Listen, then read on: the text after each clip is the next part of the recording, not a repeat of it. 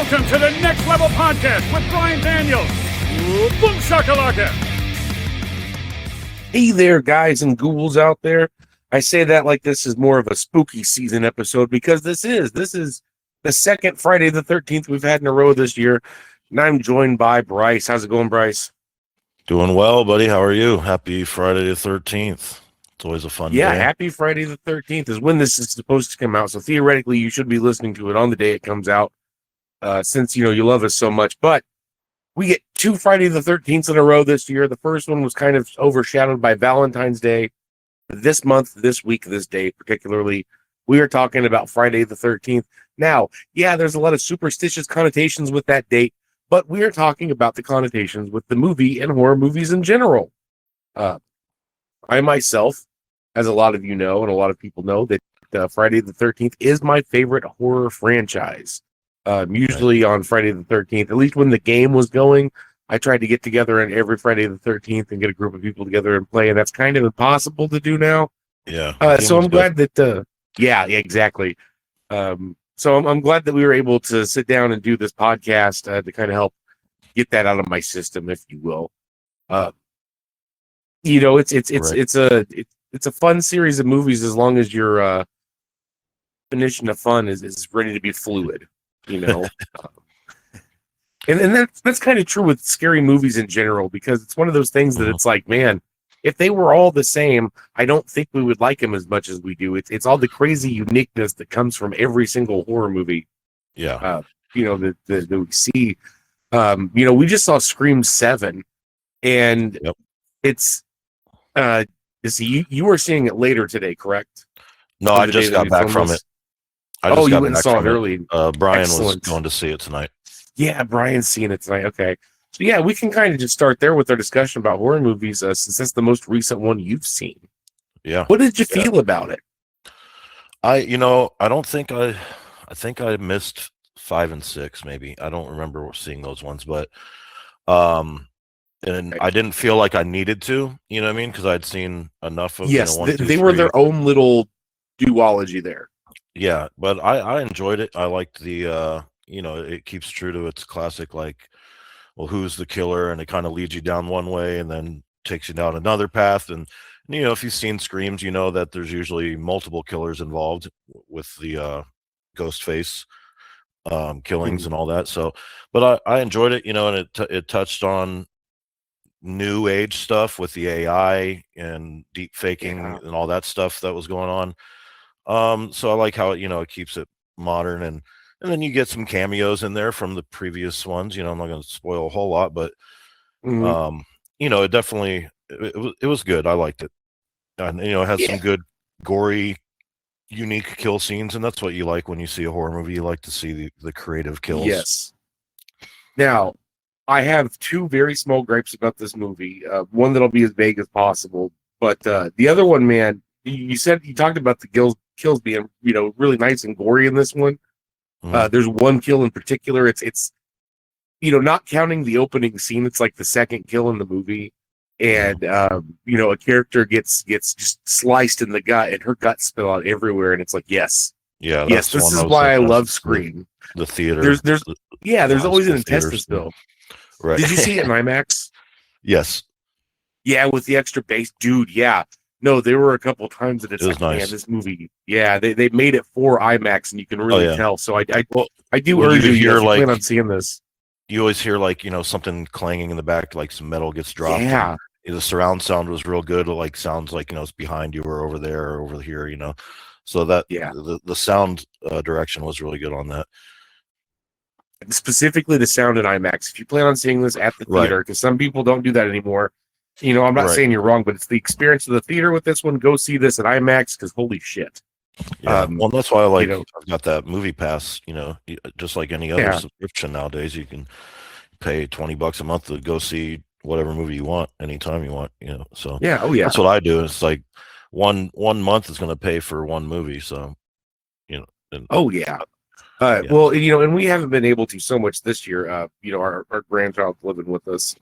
Right. So we've had added responsibility, so that kind of cut out our movie budget. But last year, Rachel and I were going seeing movies like every year, and that's why, or every week, Yeah, and that's yeah. why I was able to so regularly do an at the movies bit Mhm. on our YouTube and TikTok. But no, definitely go see this one in the theater. The you were talking about the gory kills in this though, and Mhm. there's one kill in this movie that is so ridiculously over the top that yeah, I was a little inebriated, but I started fucking laughing in the theater just because of how silly it was. And I think you already know which one I'm talking about. And I'll just say beer tap. Oh, right, right. Yeah. Yeah, Yeah. that was pretty funny. Well, also when you can, there's a lot to consider to that too that I'll kind of haze over because I almost gave away the ending. But Right, the right. reveal of the killers too. So I Yes. don't know if you know this about the Scream franchise, but something that they've always done tongue in cheek in the movies is the first time you see the killer, they're wearing blue flannel. Wearing blue So flannel? they're blue. They're wearing it's the blue flannel theory. Okay. So here's I the have not thing. seen that Yeah, in like or all heard of of the it. previous movies, the killers wears blue flannel. So in this movie, all of the fucking teenagers wear blue flannel the first time you see them, and I thought that Oh, was okay. absolutely ridiculous. Right, just to Um, throw people off of that trail that might be, looking for that. Because I'd yeah, never and heard of if that, it's but not, yeah, yeah. oh yeah, and if it's not necessarily the first scene, it's definitely like it's in their outfits Right. throughout the movie. One character is literally wearing it, and then they die in the next scene, and it's like, okay, you're a dick. Right. But it was good. It was definitely, you could tell that it was written and directed by Kevin Williamson. He was the original collaborator with Wes Craven. Mhm. Um, there was a lot of things that changed in Scream 3, and that was a lot of stuff that he wrote that got changed. So I don't know if you know about Scream 3, and this is how it all ties together. The original plot is that Stu was the mastermind, and Roman, and then the actress playing Sydney in the Stab franchise movie, they Mhm. were going to be the killers. And the whole high school revenge plot was like right after Columbine happened, so the studio, Mhm. put some heat on them, and they took that entirely out of the movie, and Oh, wow. that's why the one girl just completely disappears like three-quarters of the way through the film. That's why the whole thing with Roman being the one killer feels kind of weird and out of place, is because it wasn't supposed to be that way. Right, right. Uh, so this Yeah, is it's written kind of by that same guy, so he was kind of trying to come back around to that plot again. Uh, and then there's a series, The Following, that he also did. It was kind of supposed to be that same plot. Have you heard of The Following? no. Very It's a close to the TV original series? Scream 3. Yeah, it's a TV series. Kevin Bacon's an FBI agent. Um, Mhm. so other than focusing on the police as opposed to the character that's being hunted by the killer, it's really close to what the original Scream 3 was supposed to be, from what I'm told. I haven't watched it myself yet, just because I don't know. I've kind of got it on a pedestal. I want it to be really great. Right, And the fact that you don't hear about it so much lets me know that it kind of wasn't. But right. it can't be worse than Scream the TV series. Did they do one? They did. It was A awful. It Scream had nothing to series? do with the movies. Yes, it was on MTV. Mm. And then the Ghostface killer in that actually looked completely different. They did its own unique mask to try to set Mhm. it apart. And that's pretty much what killed it for the generation that would have watched it anyway. And then the bad writing took it away from the actual horror fans. Now, the third season was on VH1, and they used the actual, Ghostface mask and everything.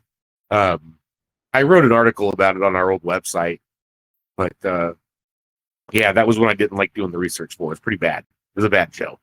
Yeah, yeah. Now, there are a lot of people saying that Scream 7 is the worst one in the franchise, and um, I can understand where they're coming from. I guess I don't feel that way. I find it better than especially the TV series 3.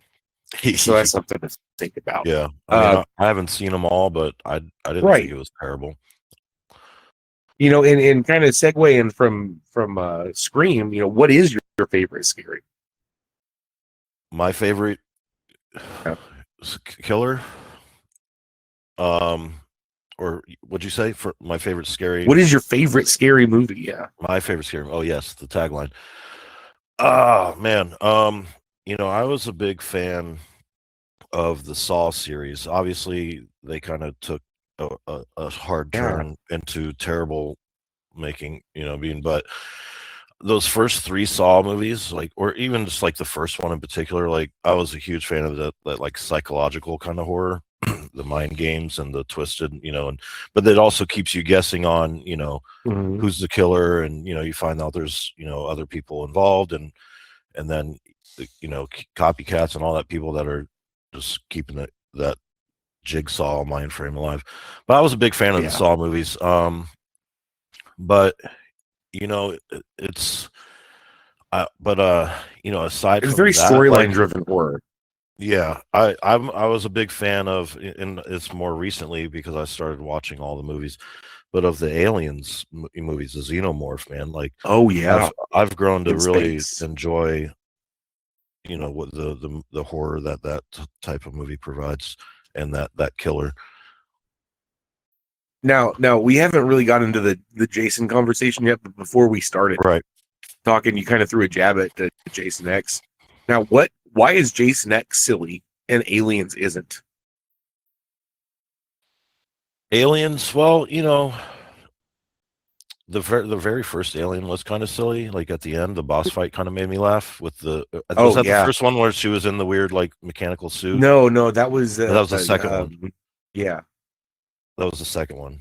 That one was kind of goofy. Um, Stay away from her, you bitch.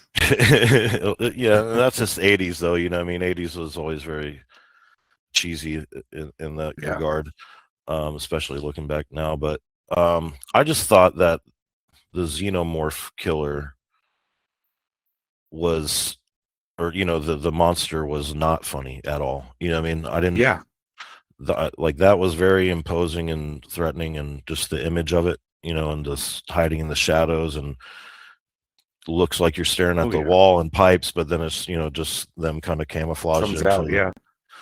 Well, um the aliens itself are one of those things that as a kid, I thought they were terrifying as fuck just to look at, but I oh wasn't yeah, really afraid of them because I'm not going into space. right. I'm not going into space, no way. Right. And then when I got older and kind of the more I was able to think about why it's terrifying, it's like, man, that is fucking terrifying. I'm definitely not going into space. Yeah, and I think that's why Alien was always in space. So when you do like Jason X, or where he's going to space, it kind of takes him out of his element, what I mean, or out of his, I don't know, what I mean. It's not like what we're used to seeing. No, And I get it, they I want mean to do they different set it up stuff. well in Jason X. They at least give a reason for it. Hmm. Now with Alien, how did you feel about the crossover with the Predator franchise? They were entertaining. Okay. I wouldn't call them. They weren't very, horror movie-ish. I would What I call them mean, schlock. they're more of an action movie, I guess, than a horror They are. movie, I I would would definitely consider it. categorize them as more of an act. And that's, it's fun, entertaining, if you want to watch some fights and stuff like that. But as far as like substance, there wasn't a whole lot there, Oh yeah. outside of the Well, action. it's yeah, because it's kind of weird because you've got two different style, like they each have their own unique style and presentation, but the whole Hmm. thing is about hunting. The alien hunts, the predator hunts. So Hmm. taking them and then just high fighting them against each other. I don't know. I've never been a fan of those movies. I love the aliens separately. I love the predators separately. Right. Not a Yeah. fan Yeah. of the AVPs at all. Uh, Yeah. And that's kind of those are what garbage. happened with, like Freddy versus Jason was kind of that, Yeah, it kind of went down that same kind of style, where it kind of took away the horror aspect and kind of just made it more action and fun, funny-ish or whatever. But I think it was kind of funny. Yeah, Freddy versus Jason, I think, with was their trying to be knockoff funny. Jay from Jay and Silent Bob. Yeah, they were trying to be funny, whereas like Alien versus Predator, I don't know if they were trying Yeah. to be as funny as they came across. Uh, Speaking of Predator, because I'm just kind of snaking through everything. Uh, have you seen the newest one, the Predator Badlands? I have not. I saw it in the streaming. Now I was going to watch it It is at some point. totally different. Yeah, I've So, heard. you've got the first two movies where it's like an incident with the Yautja on Earth, and they're Right. they're the bad guys. They're rarely seen. They're kind of the whole thing is that they're mysterious. You one time in both movies get a peek at what they look like. Um, and then they did the Predators movie, that took place, on their planet, but still the main characters were human people that have been abducted. Well, now you've got Predator Badlands, where the main character is the Yautja warrior who's going off to this planet, and he's got this whole like turmoil and conflict. It is absolutely nuts. You learn so much about their race and society in this movie too, just kind of offhand. Right.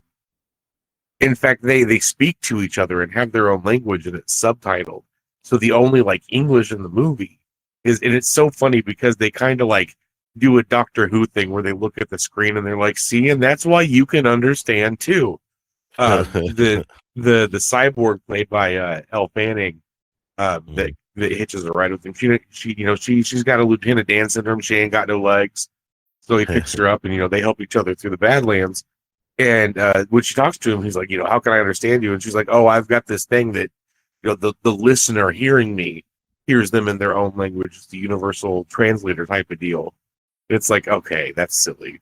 But honestly, Right. that was the silliest thing about the whole movie, because it was nuts. When I watched it, it hadn't, it really had my attention with the whole like, this is the mysterious character getting their time to shine. Clearly not the one from the actual previous movies and whatnot. This is a new young warrior, about his way, but it's neat. It's real fun. Yeah, hell yeah. I know the answer. I know your favorite killer. Yeah, Obviously, is Jason. Jason. Absolutely is Jason. Yeah. But What- there's some good ones that we can talk about before we get there. Yeah, I'm just kind of looking at my shelf. yeah, I mean, obviously Freddy's a classic. Yeah, Freddy's the classic. He definitely took horror and made it more of a casual watching thing. Yeah, Because of all the comedy in it. right. In the fantastic, they put a lot into it. Before then, horror was just kind of like a guy in a mask stabbing people or something, ghosts Right. or something like Halloween, that. yeah. Yeah. Yep. But Freddy Krueger really pushed the boundaries of special effects, and that was very, very cool. Freddy Krueger is not one of my number one guys, just because some stuff that happened when I was a kid, and there was a friend of mine that he was way into Freddy Krueger, and it got him to the point where he couldn't sleep. And I was like, dude, Freddy Krueger is a fictional character and a stupid fucking one at that. It just, but as an adult, I do love Freddy, just not the way that I don't think I would have if I didn't have, the whole incident as a kid. But I think Freddy Krueger's cool as hell, man. Robert Englund absolutely is an icon. And it's hard to think about him without directly thinking of Freddy, even though he's been in so many other horror movies that have nothing to do with Nightmare on Elm Street. It's great. Have you ever seen Behind the Mask, the Rise of Leslie Vernon? No. Robert Englund blatantly plays Loomis from Halloween in that. It's just like it's just so funny to see him in the absolute reversed role. And the whole time you're watching that, I'm still thinking that's Freddy Krueger, dude. Right. Good. Out of the bathroom with a glove on. Yeah, exactly. But some more recent ones. Have you seen Eli Roth Thanksgiving? No. That one was made specifically just because. There was the old trailers before Grindhouse, and they made all these fake trailers for fake movies, and one of them was Eli Roth Thanksgiving. This year there will be no leftovers. And it's been a long time. Like, those movies came out when I was in high school, so it's been like 20 years.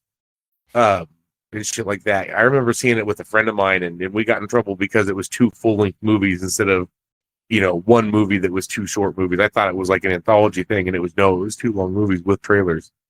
It was an experience, but one of them was Thanksgiving, and they finally made it. Machete was one of those as well. But yeah, no, Thanksgiving is great. It's I think there's going to be more to it. I think it's going to be a nice little holiday themed, tongue in cheek franchise that's coming out. You've got your Friday the 13th, you've got your Halloween, you've got your Thanksgiving. Right. One, if we're kind of talking about newer franchises, I guess one that I've gotten into is the I can't remember what the killer's name is, but the movie's The Terrifier. Terrifier series. Art the Clown. Yeah, Art the Clown, absolutely. that's right. Yeah. Yep. I love those movies. Like they take it back to the classic like 80s style, but it's new, you They know what I mean? do. Like it with Yeah, it's a the very gritty, gore grimy props and feel to stuff. those movies. Yeah, Yeah, it with feels like it's visual. on a VHS camcorder Yes. recording, and it's just Oh yeah. and he doesn't talk, you know, I mean that's it's like he's just a silent actor. So it Yeah. has some kind of Uh, certain, there's a old lot of school charm horrific to things about yeah, and his teeth are real nasty, and he's got that.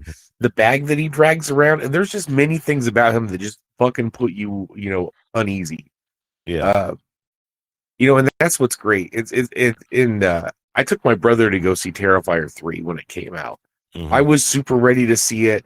The thing is he hadn't seen any of them, and I had even sent him like, the dead meat kill clip. count, and I was like, "Hey, Right. listen, I need you to prepare yourself for the level of nasty gore that you're about to see." He's like, "Shit, dude, we've been watching scary movies since we were kids and shit. Like, Yeah. whatever, it's not gonna phase me." I'm like, "No, seriously, watch some of the other ones. Be prepared."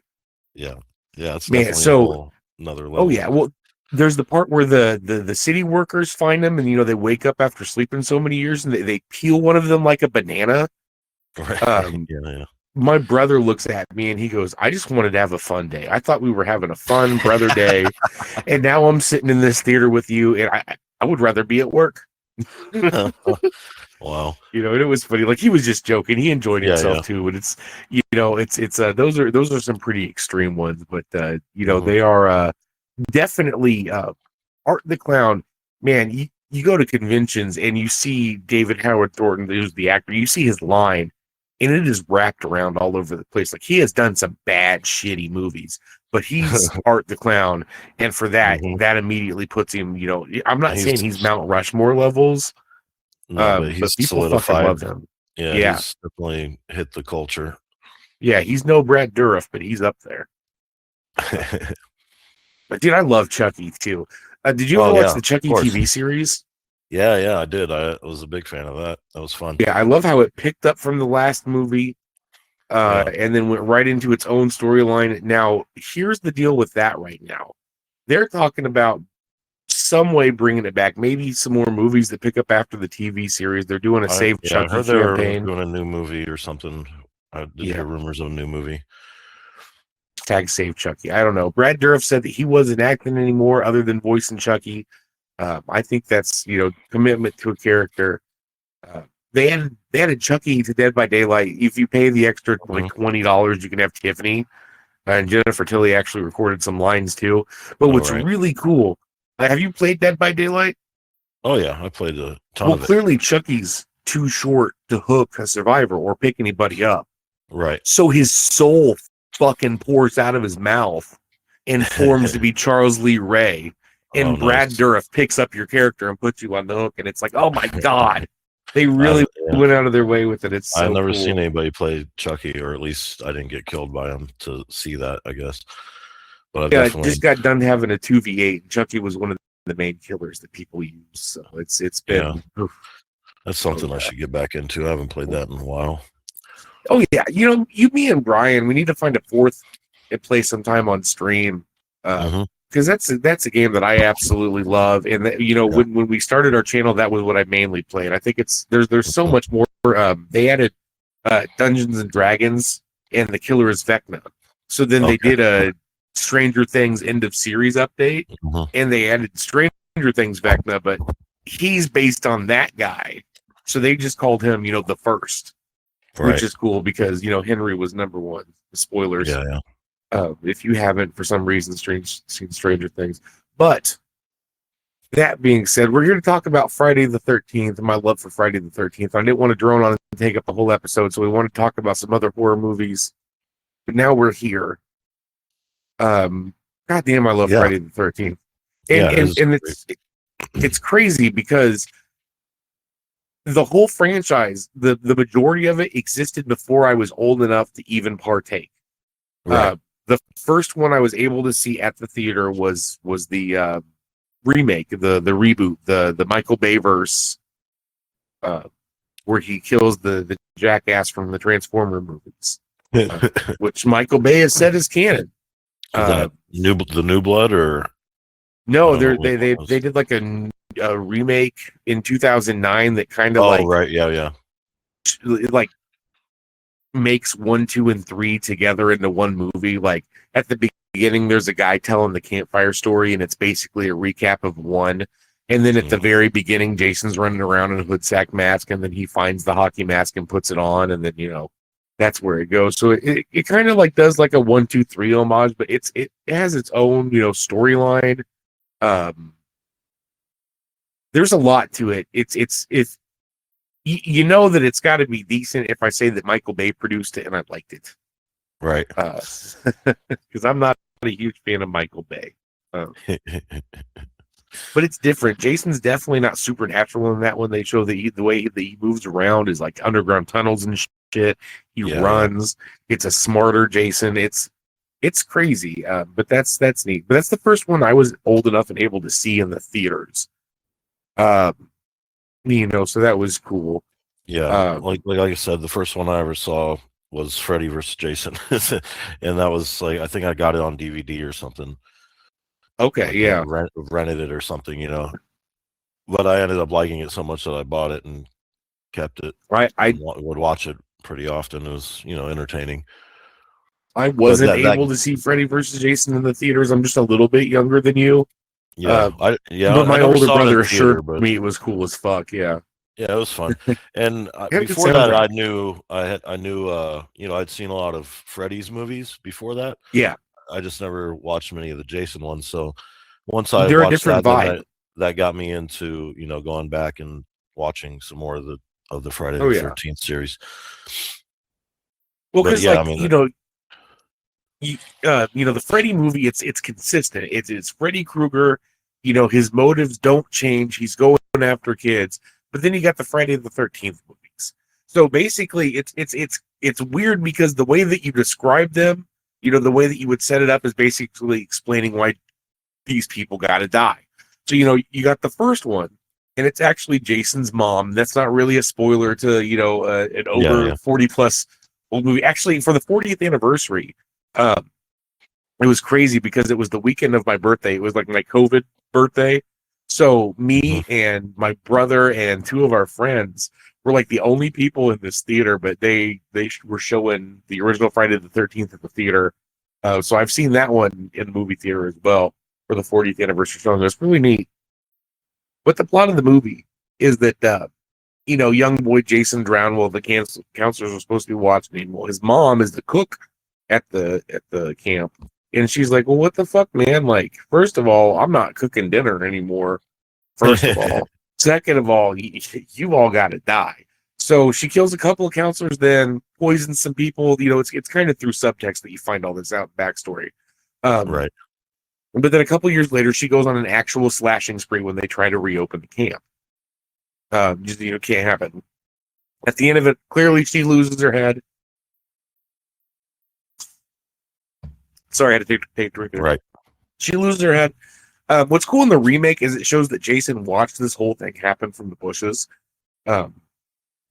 which kind of gives him his motivation. Now, that's not in the original franchise at all. And I'll get to later on about how it's kind of weird about how Jason just kind of like, he was my boy a couple years ago and he drowned, and then now suddenly he's this big man. Now, a lot of people think that there's a conspiracy that it's not Jason actually in Friday the 13th Part 2 per se, but it might be like his father or a brother, because just of how completely different he looks when he's unmasked towards the end of the movie. He's got a beard and hair and everything, and it's just kind of weird. Also, there's a flashback in Part 3 where it kind of implies that there was some sexual abuse going from Jason towards girls, because that's the wild thing about this franchise is that Camp Crystal Lake is a large lake.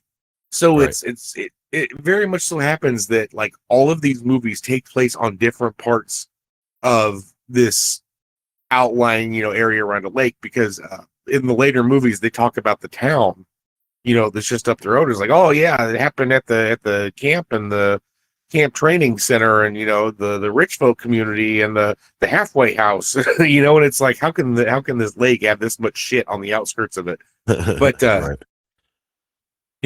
Friday the 13th Part 3, it's a bunch of people are there, and it's like it's not the only one. It's the first one where like a bunch of people don't die. Actually, there's less people that die that do because they're doing like a counselor training getaway, and like half the counselors just kind of like no part three. I'm sorry, I'm thinking of a different one, but the part three, uh, some kids go camping. It's kind of like a date thing, and Jason just kind of shows up and just starts picking them off. There's a gang that meets him there. I can't believe I was mixing the movies. That's embarrassing. But it's kind of like Jason just kind of wants people to stay the fuck off of his property. So part 4 is just kind of like, okay, it's the next day. Nobody really knows about the shit that happened the night before over at the camp.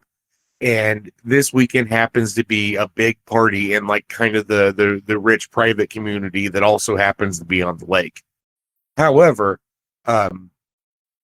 Jason kind of got away from, the events of part 3 and the police were there and everything. And he just kind of waltzes off. Well, he goes to the other side of the lake where he's not usually at and just kind of fucks up a bunch of people because he gets really territorial about the lake. Knocks off more people. But little Corey Feldman, Tommy Jarvis, he, gets into Jason's head, gets one up on him, and kills him to death with his own machete. He kills Jason. And that's part 4. Now, part 5 is a copycat killer. But it just so happens to take place at the halfway house that Tommy Jarvis, which is Corey Feldman, the fourth one, his character grown up, it just so happens there, so it kind of triggers it. And they were kind of going on a path where Tommy Jarvis was going to become the new Jason. But when they kind of did like a little, how would you think about the future of the Friday the 13th? People did not respond positively to that. They were like, nah, fuck that. Tommy Jarvis can't be Jason. So in part 6, right at the beginning of the movie, Tommy Jarvis goes and digs up Jason Voorhees. He pokes him with a metal rod that they pull off of the fence. And at the exact moment, the lightning strikes the rod, bringing Jason back to life. So everything past that point is Tommy Jarvis's fault directly.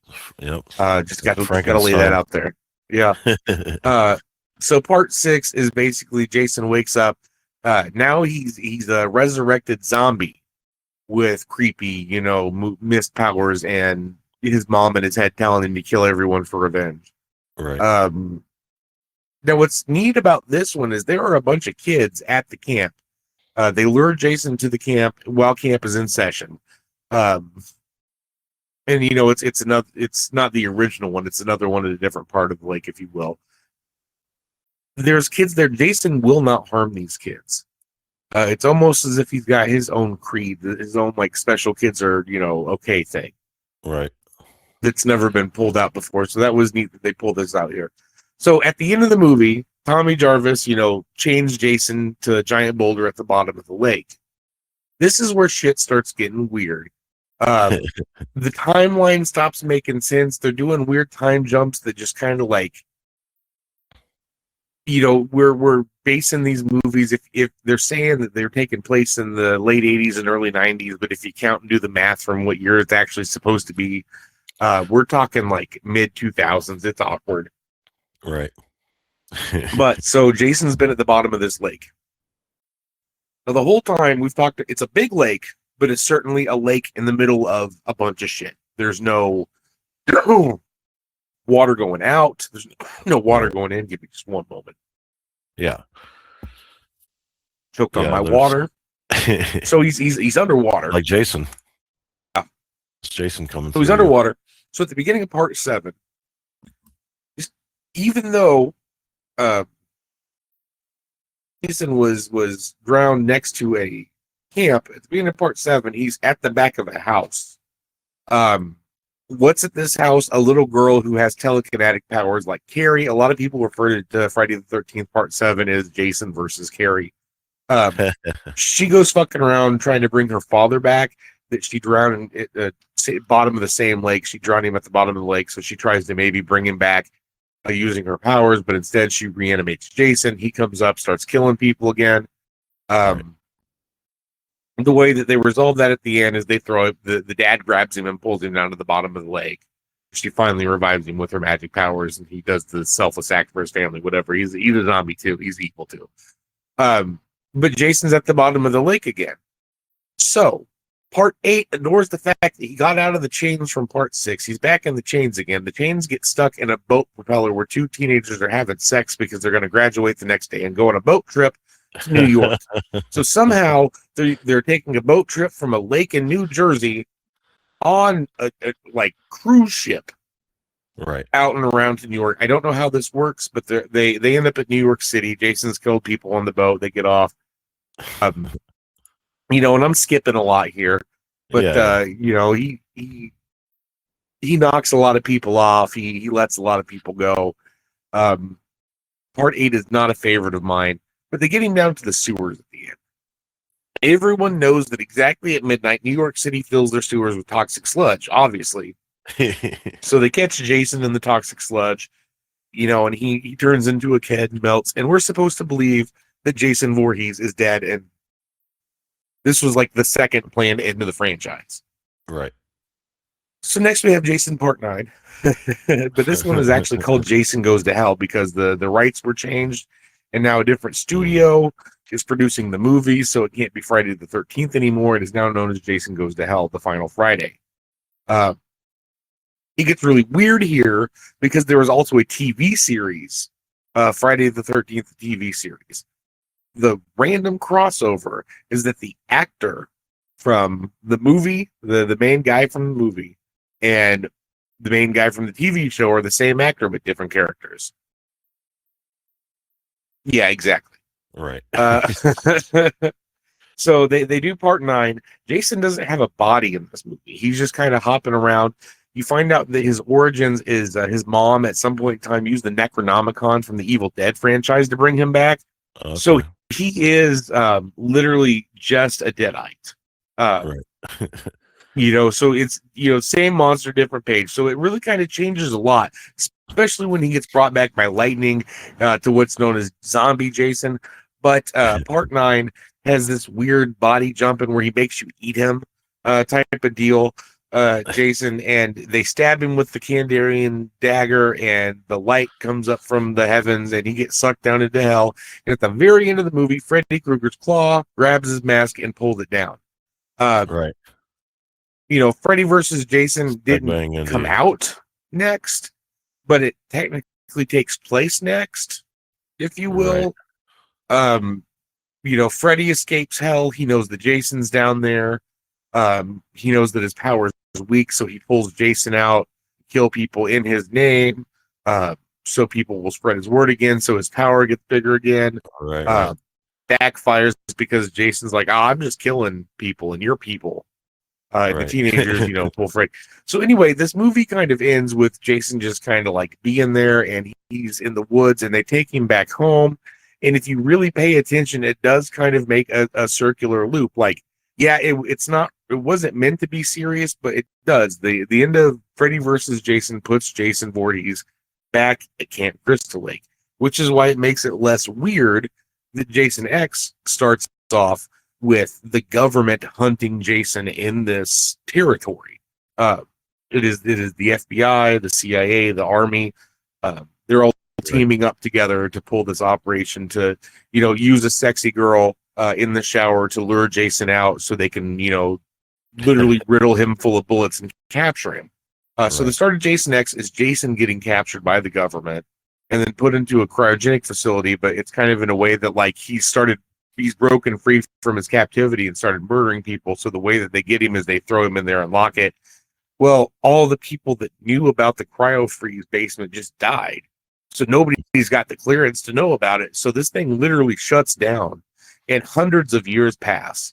And there's a high school, maybe college field trip to the old Earth. And it's this spaceship that goes to Earth, and they're just kind of doing like an archaeological dig. And they literally find frozen Jason and, the main girl, and they're like, wow, we found like a cryogenically frozen woman and man. And, and he was a hockey fan, and hockey was outlawed in 2024, I think is the number they gave. it's absolutely crazy the dumb predictions from older movies that they make way too shallow. Yeah. But no, so they reanimate Jason in the future with future technology. Um, he fights some people for a while. Well, they have a super cool android fighting robot that fights Jason and accidentally knocks him into a vat of nanobots, and the nanobots combined with him making Jason X. Right. He then flies the spaceship through like the explodey core of a space station, gets the highest kill count of like all of the other Jason movies. Um, Hell yeah. and that's kind of like where the timeline ends, and then you've got the Michael Bay Platinum Dunes produced remake, and there really hasn't been anything since, except recently, and it's weird because it's kind of disappeared from the internet. Mhm. But there was a whole thing between the original writer and the director of the original movie, where they kind of sued each other over who had the rights. And then when it finally, the dust was settled, the very first official Jason Universe is what they're calling it. The new Jason Universe project was an ad for Angry Orchard called Sweet Revenge. And while it was a short film, but Bryce, if you didn't see it, it was fucking awesome. I think I did Somebody see it. gets Yeah, like he kills somebody with an apple peeler. Uh, that's absolutely nuts. They wanted to definitely promote the whole, apple cider thing. Right. But it's very cool. It's very short, and it was kind of like setting up for things to come. And then the other day, I was on Facebook, and somebody's talking about like, "Yo, why is this taking off the internet? Like, why can't I watch Sweet Revenge?" And everybody's like, "Nobody knows." So I don't know. I didn't really look deep into it. I was just like, "Wow, that's fucking bonkers." Like, Sweet Revenge Right. was cool. I still have some of the cans that I kept. I got I did the video, the taste test. Yeah. Yeah. I went all in, but so that's kind of all we got. But there is a new series coming out on the Peacock streaming service called All right. Crystal Lake that I'm guessing is supposed to be the time between Jason drowning and Camp Crystal Lake being shut down because of all the suspicious deaths and poisonings before the first movie. Yeah. Which is cool. So at the very least, it's what we have, and I'm excited for it. Oh, that's nice. Like I like seeing those, like they did with Welcome to Derry, like kind of those like fill in the gap series of timelines from, or even like origin stories, and a lot of franchises are doing that these days with short TV series. So they have the Bates Motel. They were trying to come back and redo Hannibal because they got a couple series of that. But kind of where they got to is where like the movie Hannibal would have been. No, the Silence of the Lambs, I believe. I didn't watch it, but I know that they did Red Dragon. They're doing. I just saw in the theaters. They're doing a 35th anniversary of Silence of the Lambs airing in theaters for Excellent. like a weekend in April, I think. Yeah, it's crazy that they'll just carry things over with TV, and they don't all hit. So I'm really excited to see what this Friday the 13th does, even if it's bad. It's new. We can't really call it Friday the 13th. The other guy owns Friday the 13th. This is the Jason universe. Sean S. Cunningham's Jason universe, and it's crazy because the new Jason is very specifically redesigned. His mask has exactly 13 holes in it. He's wearing the same green shirt that he's always kind of worn in the earlier iterations, but now it's unbuttoned. So it's kind of it's kind of like a weird like amalgamation of a couple of different versions. But this is what Jason looks like now. They're going to keep Jason with this specific look across all medias. He's popped up in a couple of games. He was in Multiverses, which I fucking love. It absolutely broke my heart when that shut that game down because I was playing as Jason Voorhees. Now they did do a thing where everything that you unlock you get to keep, and it turns into like a 2-player game. There's no way to unlock new stuff, so I fought really hard to make sure that I had all of the Jason stuff by the time it closed. Yeah. Because I'm a huge fan of him specifically. There was the game that was shut all the way down, but he was in Call of Duty, I believe. Right. And I Yeah. want to say another one. Bunch of He horror was killers definitely in put Call in of there. Duty. Yeah. Yeah. Oh yeah. So that's I mean, cool. So we are getting Jason saw back. him. He's an actual classic coming back. Yeah, I like to see that. Oh yeah. I mean, he's classic. Yeah, it's just classic movie. American film horror kind of set the whole the whole genre up. You know what I mean, to where it is today. Oh yeah. Now with this episode, I kind of definitely haven't touched anything except for the whole Jason origin of the franchise. But the Evil Dead is a big franchise to me. They have the TV series as well. They have the movies and everything, and then the new movies coming out. And people keep wanting to know when Ash is going to come back. Well, we have some unfortunate news about Ash actor Bruce Campbell. He came out and announced that he has a treatable but not curable cancer, and thus will be taking some time to himself. Yeah. That being said, our thoughts and condolences go out to Bruce Campbell and his family, friends. Cancer fucking blows, my dude. Yeah. I mean, he's a big, inspiration in this field, also in this horror movie. Like, the Evil Dead franchise, and just the character he played was always pretty iconic. I mean, recognizable, big cult hit. Huge following. People love that. Oh yeah, there's a musical. There is an actual Evil Dead the musical. Rachel and I finally saw it this year. It's been going for a long time.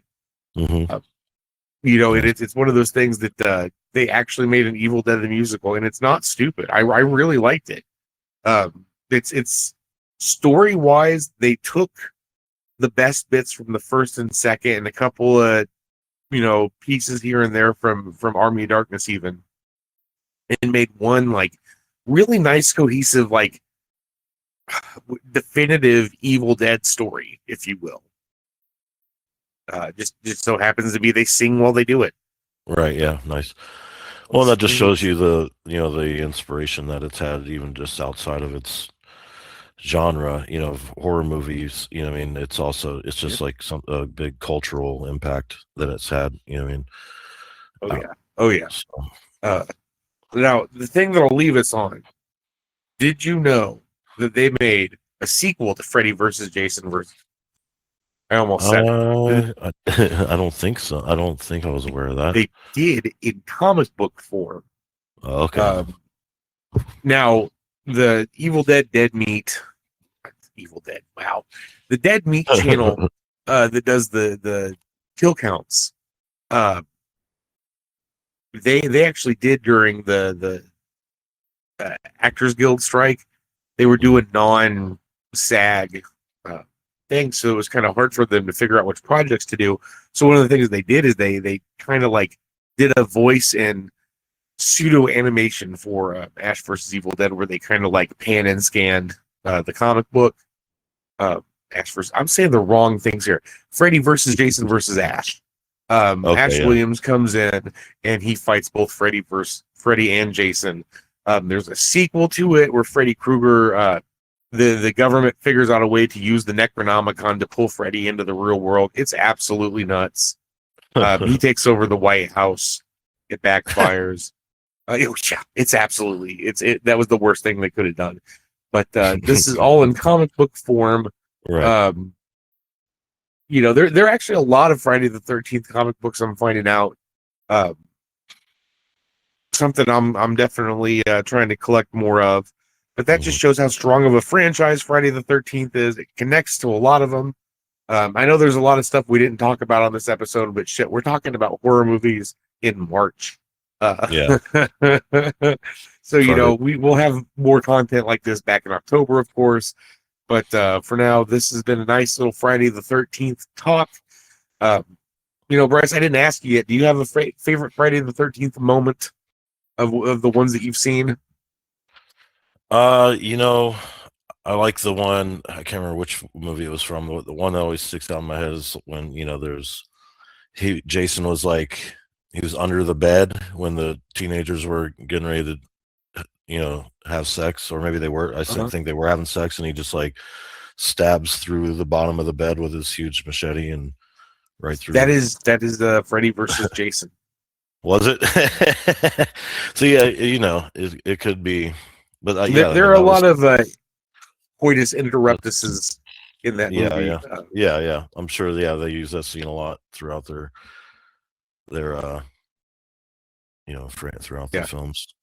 Mine is definitely in Jason X when they trap him in the like holodeck, like from Star Trek, and the two girls are like, "We're about to do drugs and have premarital sex," and then it cuts away to something else, and then when it comes back, he's got them both in the sleeping bag, and he's just like repeatedly smacking it against the tree. Just Nice. fucking comedy gold. Yeah. What movie was your favorite out of all of them? Like, what's the one you probably is your favorite go to? Like, it's weird because it's definitely a coin flip between the two, and it's a straight tie. So, and they're completely polar opposites of each other. But it's Jason X, and I know a lot of people are going to give me shit for it, but I will fight you over it. But also Part 3. I really like Friday the 13th Part 3. There's so much that's just. It is the iconic one when you think about the franchise. 3 or 6 are the two that kind of those are the two stories that come to mind. But I do like X and 3 just slightly more than 6. Now I've got the big like Scream Factory box set that they came out with a couple years ago because it's really hard to get all of the movies together in one box set. It's only happened one other time just because of the ownership rights. right. But it didn't come with a 3D version of Friday the 13th Part 3. I actually went out and got a separate Blu-ray 3D edition. That's the one I watch just because that's something else to love about Friday the 13th Part 3 is that it was in 3D. Nice, yeah. And there's a lot of the silly, like there's a whole moment where he's got the yo-yo woo, Well, that's the one when he gets the hockey mask, right? Isn't that the one where he finally gets his mask? The third one, yep. Yeah. The iconic moment. And that was like, I mean, after that, that's instantly recognizable as Jason, Jason. So yeah, I would say that 3 and 6 are definitely the most pop culturally iconic ones, for sure. But they're all unique and special in their own way. Yeah. Oh, maybe it being Friday the 13th. I was doing a marathon with a friend a while back. We got all the way through 7, so maybe tonight I'll watch Part 8. Nice. How about you? Yeah, I mean, I really probably just go through and start them all over again. Yeah. Maybe not the first one because I've seen that one a bunch, but a million times with the mom. Yeah. Yeah, and getting into the actual action of it, yeah. But maybe the first one is worth watching again right before we watch Crystal Lake when that comes out. Right. True. Yep. Exactly. For sure, because there'll be all sorts of nods to certain things within that movie. Oh yeah, absolutely. That you only catch. Maybe they'll go welcome to dairy treatment, and it'll be absolutely nuts and awesome. Yeah. So that's what I'm hoping. Yeah, for sure. Yeah, no, I love Friday the 13th. So I'm glad we got to have this episode. Bryce, thank you for being on with me this week. Well, we talked about the horror movies, our favorite characters in Friday the 13th. Yeah. I was gonna say I'm gonna do a Friday the 13th stream on our Twitch channel, the domain GPCE. So people, if you're listening to this, just on the Friday the 13th, I'll be going live on our Twitch channel. And I'm not sure what I'll play yet, but probably maybe Resident Evil 9 or some Dead by Daylight or something like that. Or maybe after I get home from work, I could probably play some Dead by Daylight with you if that's what you want to do. Yeah, that'd be cool. Absolutely. So I don't know. We'll figure it out. But we'll thanks for listening to this. Go check out Bryce's stream if you're listening to this before that happens. But that being said, my name is Josh. Bryce has been with me, and we just want to wish you a happy Friday the 13th from the domain, and we will see you next time. Peace. All right. Thanks. Adios.